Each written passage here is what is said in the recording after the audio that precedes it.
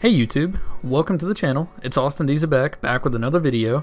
Today is my first chapter review of One Punch Man. A brand new chapter, 148, just came out a day ago. It was truly insane. If you've been following One Punch Man, then you'll know that there's currently two huge situations underway. The first is all of the remaining S-Class heroes on the battlefield. They're fighting Black S and Vomited Fury Ugly. The second is Garo fighting Bomb and Fubuki until Bang finally showed up, I believe towards the end of the last chapter. And this would normally be the more exciting fight of the two situations, but I say normally because we just got a huge reveal at the end of this chapter that has nearly overshadowed the Garo fight, at least for me. Before we get started in the discussion, please leave a like and comment for the algorithm if you enjoy the video, and subscribing always helps out the channel. Now let's hop straight in. The chapter opens up with Bang and Garo face to face as Bang prepares to go all out and fight Garo. He even specifically says that he will go all out at least one last time to take Garo down. Garo at this point is seemingly unconscious or not in his normal sense. The fighting starts and we can see Bang using his breathing technique that has showed up many times throughout the story, but it's finally being name dropped today. If any of you are Shonen fans, or Zonin fans, I don't know how you want to pronounce his name, then you will probably know that this is the abandonment technique, which is what I've always referred to this as, and he refers to it as. The actual name is released, which is the awakening breath. It's said that it draws from the very limits of one's body, and Garo and Bang are both using this technique in the fight. Bang seems to think that Garo just mastered it from seeing him use it, but Garo has used this technique in the story many more times than Bang, at least in our perspective. I mean, obviously Bang is the one who either made the technique or learned it from someone else. Just in the story that we've watched, Garo has used this technique way more than he has. They are having a very Dragon Ball Z-esque battle. Bomb is completely stunned that Garo is trading blows evenly with Bang at full power and believes he's already gotten stronger in this fight. This could be the case, but it's more likely that Garo or his monster side that's in control just held back from using the awakening breath and probably his full power in his fight against Bomb. The last couple of panels of this fight are pretty incredible though. One and Murata truly are doing a great job with the manga so far, and Bang hits Garo up into the air and speed blitzes above him to get a decisive strike. Garo uses his fighting style, his amalgamation of all the martial art combat styles, to reverse the strike and wrap his legs around Bang and slams him head first into the ground as hard as he can. Bang gets up after taking some slight damage and tells Garo that he's much more worth teaching now that he's a monster. Garo looks absolutely insidious in this panel. Really great artwork. The chapter cuts over to the other battle. Vomited Fury Ugly throws a full body melting punch directly at Nichiren and Atomic Samurai. If you remember, Nichiren is the master or the lead swordsmaster of the Council of Swordsmasters. Atomic Samurai is probably like the second in command, even though he's most likely the strongest. Spring Mustachio and E-Iron try to leap in front of them to save their master, but Nichiren hits Spring Mustachio away. Amahare hits Atomic Samurai and E-Iron out of the way. Amahare is another person on the Council of Swordsmasters. Amahare gets completely melted, so does the lower half of Nichiren. This is a good conclusion to the Council of Swordsmasters, as they weren't in the webcomic. Wasn't really sure how this would play out. Nichiren is still barely alive, and he takes off his necklace and opens up some sort of portal, pulls a sword out of the necklace. Kind of similar to Blast's ability, where he just opens up a black hole. I mean, obviously not the same thing, just opening up a portal out of nowhere. This sword is named the Sunblade, and has a twin sword named the Moonblade. This is perceived to be a legend. The long-standing overall mission of the Council of Swordsmasters has been to reobtain both swords. The warrior who does this will apparently have unparalleled power, be touted as the sword master. Spring Mustachio explains that the Sunblade was made on an ancient continent that has sank into the ocean and has been passed down for many generations in the Council of Swordmasters. This will likely give Atomic Samurai pretty decent power buff, maybe even some new special abilities as well. We're gonna have to wait to see what he does. From here on out, I don't really expect him to do too much, considering how much stronger all the rest of the monsters are. Cutting back to Fury Ugly, we see him and Black S arguing back and forth, with Fury Ugly basically trying to take the lead of all the monsters and even digesting some of Black S's little copies or clones. Even says he will keep him around as livestock. This infuriates Black S, who takes a second to look at the state of the battlefield, and it shows Tatsumaki and Geno still fighting a bunch of Black S. Darkshine hasn't recovered from the melting attack by Vomited Fury Ugly from last chapter. Basically, Darkshine is known for his impenetrable skin. Fury Ugly kind of spit on him, and also they clashed fists and then he spit on him. This is kind of burned out outside of Darkshine's skin we'd never seen before. He assesses that all the heroes have been weakened and there will be no one left to stop him from merging. All the Black S start combining into one super being, and all we see is Fear Ugly getting hit several times as he tries to vomit on this being. Has no effect whatsoever. This is the reveal of Golden S, coming in with a really big bang. He destroys Fear Ugly,